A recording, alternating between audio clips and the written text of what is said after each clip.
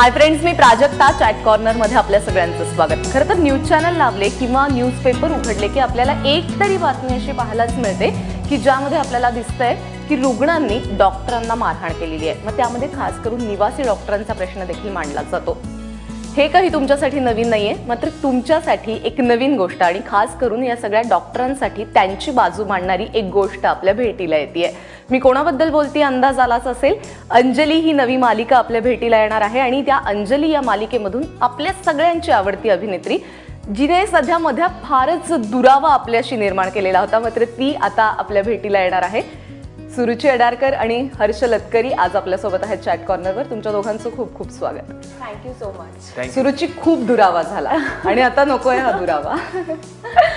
नाही, मलाही खूप छान वाटतंय, कारण मी मध्यंतरीच्या काळात स्ट्रॉबेरी जेव्हा करत होते तेव्हा अनेक जण नाटकाच्या निमित्ताने येऊन विचारायचे की पुन्हा कधी टेलिव्हिजनवर बघायला मिळणार, कारण कार्यदुरावामुळे रोज घरी जायचे मी त्यांच्यासाठी एक फॅमिली मेंबर होते मी. त्यामुळे त्यांना उत्सुकता होती की परत कधी बघायला मिळणार. सो मला असं वाटतं त्यांच्या आशीर्वादांमुळेच हे झालं आहे किंवा त्यांच्या बेस्ट विशेसमुळे. सो आता मी झी युवावर येते अंजली म्हणून. आणि जसं सुरुचीबद्दल बोलले तसंच तुझ्याबद्दल देखील दुर्वामधून आम्ही तुला भेटत आलेलो होतो आणि आता दुर्वानंतर सुद्धा एक गॅप पडलाय आणि आता एक वेगळी भूमिका, डॉक्टर, सिरियस, काय बघायला मिळणार आहे अंजलीमध्ये तुझ्याकडून? माझं कॅरेक्टर डॉक्टर सर्जन आहे. तो खूप प्रॅक्टिकल डॉक्टर आहे. म्हणजे तुम्ही जेव्हा सिरियल पाहाल तेव्हा तुम्हाला कळेल की तो कम्प्लीट अपोजिट ऑफ अंजली. खूप स्ट्रिक्ट आहे, प्रॅक्टिकल आहे, पॉइंट टू द पॉइंट बोलतो, जास्त बोलत नाही. आणि तो बेसिकली मालक आहे त्या हॉस्पिटलचा जिथे अंजली इंटर्न म्हणून येणार आहे. आणि मग तिथे ते द्वंद्व ते तुम्हाला बघायला मजा येईलच. सो दुर्वामध्ये एक पॉलिटिशियन होता, कार्यकर्ता होता, बेसिकली गावचा होता आणि म्हणजे साताऱ्यामध्ये लहानाचा मोठा झालेला असा रांगडा गडी थोडासा. आणि हा कम्प्लीट सोफॅस्टिकेटेड फॉर्मल्समध्ये बाहेरून आलाय, लंडन मधून शिकून आलाय डॉक्टरी. सो ती दोन टोकं आहेत माझ्यासाठी. म्हणजे एक पूर्ण गावचा कॅरेक्टर केल्यानंतर पूर्ण शहरी. सो ते थोडं मजा येते. So I hope me correct करेन डॉक्टर. नाही, छानच असेल. आणि सुरुची तुला विचारायला असं वाटतं, म्हणजे आम्ही जे प्रोमोज बघितले ना त्याच्यामध्ये एक छान म्हणजे डॉक्टरांची एक पॉझिटिव्ह बाजू तू घेऊन येतेस असं वाटतंय. काय आहे अंजलीचं कॅरेक्टर? अंजली बेसिकली डॉक्टर झाली आहे हे तिच्या वडिलांचं स्वप्न होतं. तिचे वडील आता नाही आहेत, तर त्यांना असं कायम वाटायचं की त्यांच्या मुलींनी डॉक्टर व्हावं, कारण त्यांच्याबरोबर असा एक इन्सिडेंट घडला होता जिथे ते एका लहान मुलाला वाचवू शकले नाही. त्यांच्यासमोर त्याला साप चावला आणि तो गेला. त्यामुळे ते काहीच करू शकले नाही. तेव्हा त्यांनी असं ठरवलं की शब्द हे फक्त सांत्वन करू शकतात पण औषधच उपचार करतात.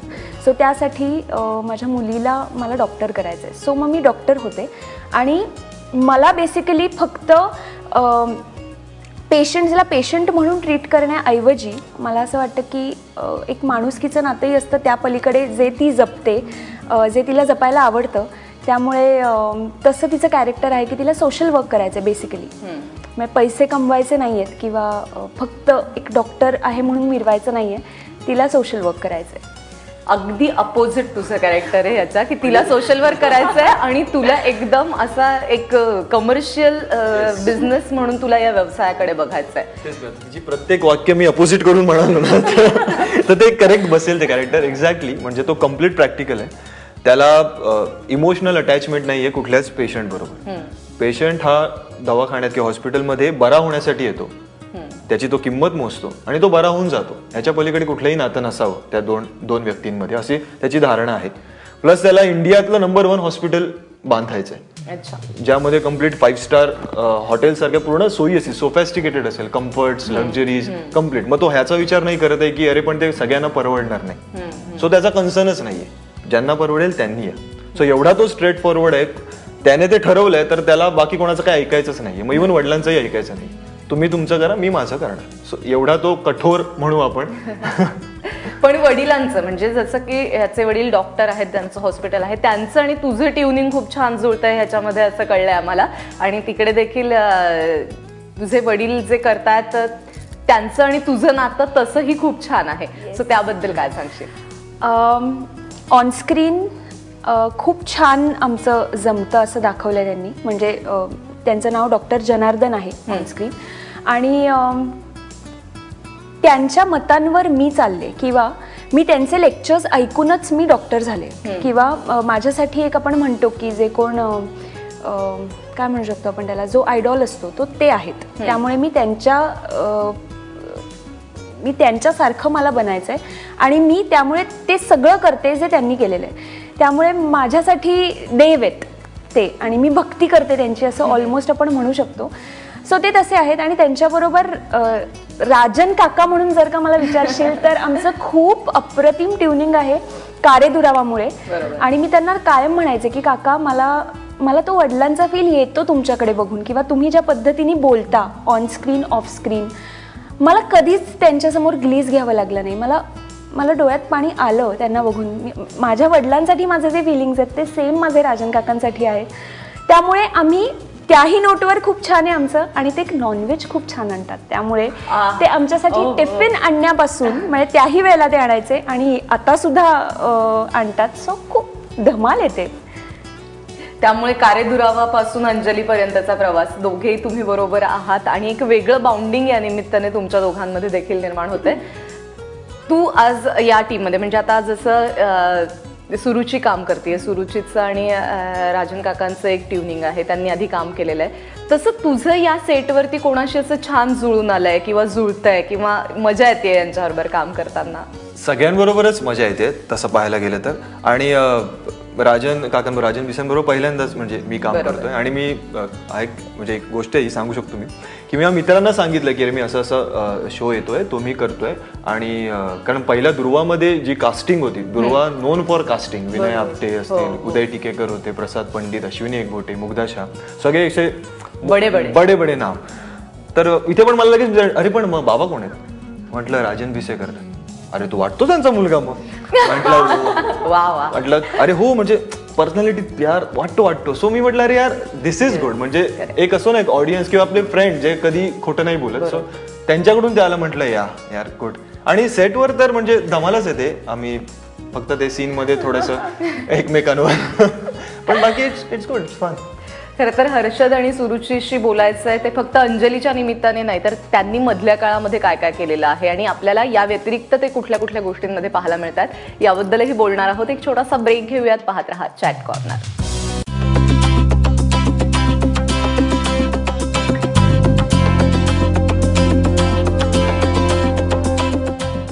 ब्रेक नंतर चॅट कॉर्नरवरती आपल्या सगळ्यांचं पुन्हा एकदा स्वागत. सुरुची आणि हर्षद आपल्यासोबत आहेत आणि आपण त्यांच्याशी गप्पा मारतोय. ब्रेकच्या आधी आपण अंजली अशा खूप गप्पा आपल्या झालेल्या आहेत. मात्र सुरुची मधल्या काळामध्ये म्हणजे कारे दुरावाच्या वेळेला तू खूपच आमच्या जवळची झाली होतीस आणि त्यानंतर स्ट्रॉबेरीमध्ये तू आम्हाला भेटलीस. स्ट्रॉबेरीतलं देखील तुमचं जे पोस्टर होतं ते खूपच म्हणजे सगळ्यांनी असं की म्हणजे मराठी नाटक एका वेगळ्या याच्यावरती चाललेलं आहे, वेगळ्या उंचीवर चाललेलं आहे. तर ती त्यावेळच्या रिॲक्शन्स तुला कशा आल्या आणि तू कसं घेतलं ते? काय लोकांचं म्हणणं होतं त्या पोस्टरवर किंवा नाटकाबद्दल? मला जेव्हा कळलं की असं पोस्टर करायचं आहे तेव्हा आमचे जे प्रोड्युसर आहेत अभिजित साटम, मला त्यांनी सांगितलं आणि खूप छान पद्धतीने मला सांगितलं. कारण मला असं झालं की नाही अभिजित दादा, नाही असं होऊ शकत. तर इज लाईक नाही, खूप ऑथेंटिकली आणि खूप छान करणार आहोत, एस्थेटिकली जे आपल्याला छान वाटतं तसं करणार आहोत. आणि believe me, if you believe me, तू माझ्यासाठी कर, असं काहीही चुकीचं दिसणार नाही, हे मी तुला प्रॉमिस करतो. आणि त्यांनी ते त्या पद्धतीने केलं आणि ते इतकं छान झालं की मला रिॲक्शन्स वेगवेगळे आल्या, पण मला वाईट कोणाच्याच रिॲक्शन्स आल्या नाही. कारण आपण असंही म्हणू की कुठेतरी लोक जेव्हा तुम्हाला ॲक्सेप्ट करतात ना तेव्हा ते तुम्हाला प्रत्येक पद्धतीने ॲक्सेप्ट करतात, हे लोकांचं प्रेम असतं. सो मी खूप लकी आहे, मी खूप ब्लेस्ड आहे की झी मराठीमुळे कारे दुरावामुळे मला त्यांच्या समोर यायची संधी मिळाली आणि खूप छान पद्धतीने त्यांनी वेलकम केलं. आणि एकदा त्यांनी वेलकम केल्यानंतर दुमत आपण म्हणतो ना, जे नसतं एखाद्या व्यक्तीबद्दल की आपल्या लाईफमध्ये आपण कोणाला तरी छान वेलकम करतो तर आपण नंतर असं नाही म्हणत की ही मला नाही आवडत, तसं झालं आहे लकीली. आणि I am a part of their family, त्यामुळे मला खूप छान वाटतं. आणि खूप जसं मी म्हटलं वेगवेगळे कमेंट झाले, पण मला सगळ्यांनी खूप छान पद्धतीने ते ॲक्सेप्ट करून विशेस दिले. छान, दॅट वॉज अमेझिंग. आणि प्रेक्षकांच्या म्हणजे कुठल्याही कलाकाराला त्यांच्या रसिकांनी दिलेल्या कमेंट्स किंवा त्यांचा जो प्रतिसाद असतो तो खूपच मला असं महत्त्वाचा वाटतं तोच महत्त्वाचा असतो, कारण त्यामुळेच तुमची मालिका किंवा तुमची एखादी मालिका जर हिट झाली तर ते फक्त तुमचं श्रेय अर्थात नसतं, ते लोकांमुळे मॅक्सिमम असतं, कारण लोक तुमच्यावर तेवढं प्रेम करत असतात, त्यांनी तुम्हाला ॲक्सेप्ट केलेलं असतं. हर्षद, दुर्वाच्या निमित्ताने स्मॉल स्क्रीनवरती तू आलास, एक छान रोल त्यामध्ये तू प्ले केलास आणि आता त्यानंतर मधल्या काळात ब्रेक झाला, म्हणजे तसा 4-6 महिन्यांचा ब्रेक झाला आणि आता पुन्हा एकदा झी युवा एक यूथ ओरिएंटेड चॅनलवरती तू काम करतोयस. सो झी युवाचा हा रोल जेव्हा तुझ्यापर्यंत पोहोचला, तुला जेव्हा कळलं की असं करता येईल आपल्याला किंवा आपलं या रोलसाठी निवड झालेली आहे, तेव्हा फर्स्ट काय तयारी करायचं डोक्यात होतं? पहिलं तर फिटनेसकडे माझ्या मते, कारण जो पहिला रोल माझा होता, म्हणजे I don't know me correct आहे की नाही, पण माझं असं म्हणणं आहे की आपण जे पात्र करतो त्यामध्ये आपण फिट असायला हवं. बरोबर. सो पहिला जो होता तो साताऱ्याचा, थोडासा असा रांगडा, त्याची पर्सनॅलिटी, चालण्याचा एक होतं रुबाब असेल, सो त्यामध्ये थोडंसं बल्की ओके होतं, पण नाव he himself a doctor. Correct. So I don't think so की, म्हणजे मला असं वाटलं की तो he has to be fit, आणि तो जर एवढा प्रॅक्टिकल आणि एवढाच दुसऱ्यांच्या चुका काढणार आहे, तो आय डोंट थिंक सो त्याच्यात कोणी चूक काढायला हवी. When it comes to at least त्याला पाहता क्षणी पहिल्यांदा बघितलं अरे बापरे असं. सो तो थॉट होता माझा जेव्हा मला विचारलं फर्स्ट, आणि ते बाकी सगळं ऑडिशन देऊन मग लुक टेस्ट देऊन ते सगळे फॉर्मल्स आणि सगळे कपडे वगैरे आपण ट्राय करून मग तो एक लुक सेट झाला.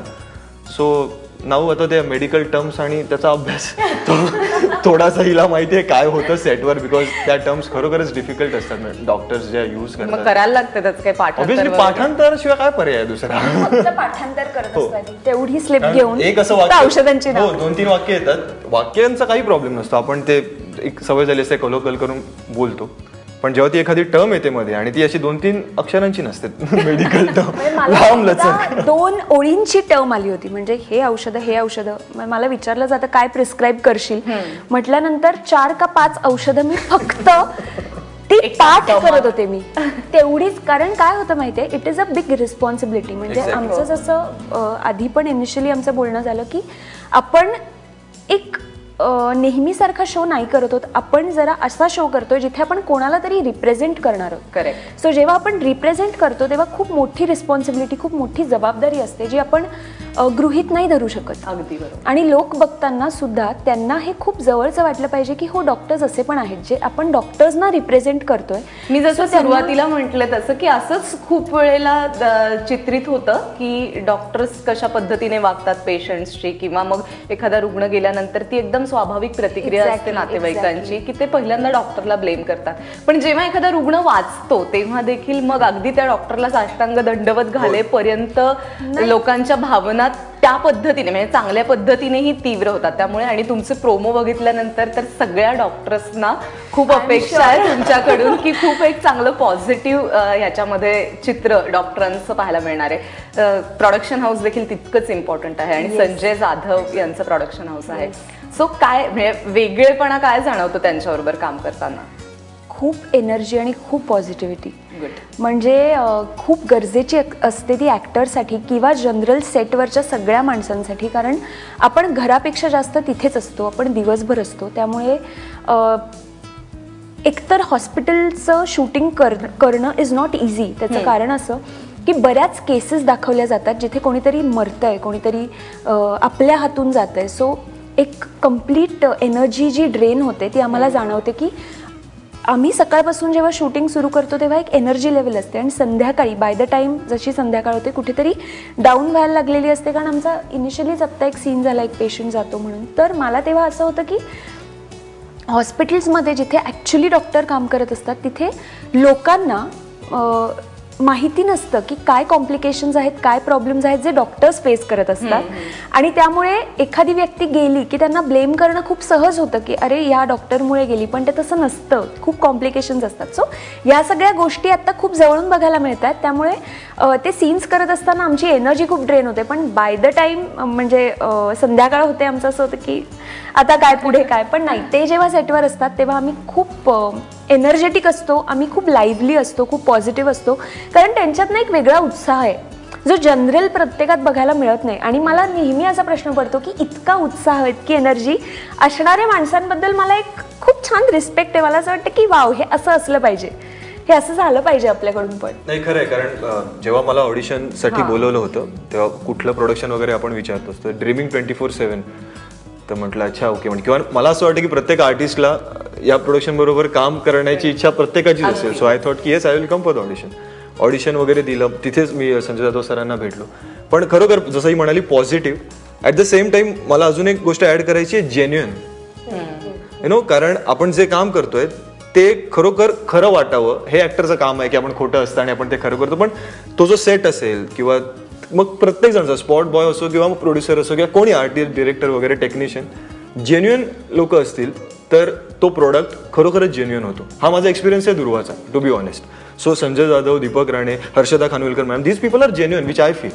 सो म्हटलं एवढी जेन्युइन, इतकी वर्ष झाले इंडस्ट्रीमध्ये आहेत की त्यांना माहित झालंय की कशा पद्धतीने काम करायचंय आणि कशा पद्धतीने अशा सगळ्या नवीन कलाकारांना देखील मोटिवेट करून ते काम करतात. आणि इतकी काळजी घेतली जाते पर्सनली त्यांच्याकडून की तुम्हाला काही त्रास नाहीये ना. बरं, त्रास काहीच नाहीये, कारण सगळ्याची आमची बाजू सगळ्या बाजूनी सांभाळली जाते. त्यामुळे त्रास काहीच नाहीये. पण ते personally they will be in touch. ते विचारतील की तुमचं सगळं छान चालू आहे ना. किंवा आमचं पहिल्यांदा आम्ही जेव्हा लुक टेस्टला तिथे गेलो, त्यांच्या ऑफिसमध्ये गेलो, तेव्हा पण त्यांच्याकडून जे एक वॉर्म वेलकम त्यांनी केलं, it was really something very nice की तुम्ही कामाला जाता आणि पर्सनली कुठेतरी तुम्ही छान अटॅच होता. हे खूप छान आहे. सुरुची, तुला कदाचित हे खूप लकी असणार आहे. म्हणजे आदिती लोकांनी एक्सेप्ट केली आणि आता अंजली सुद्धा ते एक्सेप्ट करणार आहेत, कारण प्रोमोज खूप छान झालेले आहेत आणि सगळे आता वाट बघतात की कधी एकदा 22 तारीख येते आणि अंजली त्यांना बघायला मिळणार आहे. तुम्हाला दोघांना या प्रोजेक्टसाठी आणि पुढच्या सगळ्या फ्युचर प्लॅनिंगसाठी खूप खूप शुभेच्छा. Thank you so much. सो आज चॅट कॉर्नरवर आपण इथेच थांबतोय. पुढच्या शनिवारी वेगळ्या कलाकारांसह पाहत रहा ABP माझा.